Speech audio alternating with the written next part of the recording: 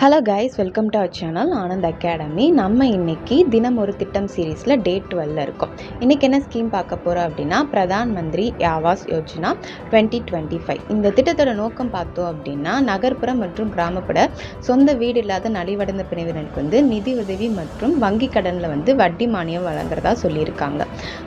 இந்த திட்டம் எப்போ தொடங்கினாங்கன்னு பார்த்தோன்னா, ஜூன் 25, 2015 ஸ்டார்ட் பண்ணியிருப்பாங்க. இப்போ இந்த திட்டத்தோட 2.0 2025 2029 வரைக்கும் 5,36,000 கோடி நிதி ஒதுக்கீட்டில் எக்ஸ்டெண்ட் பண்ணியிருப்பாங்க.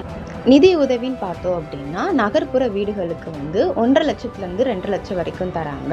அதே மாதிரி கிராமப்புற வீடுகளுக்கு 1,00,000 2 லட்சம் வரைக்கும் தராங்க. வட்டி மானியமாக பார்த்தோம் அப்படின்னா 4% 6.5% வரைக்கும் வட்டி மானியமாக இந்த திட்டத்தின் கீழே வழங்குறாங்க.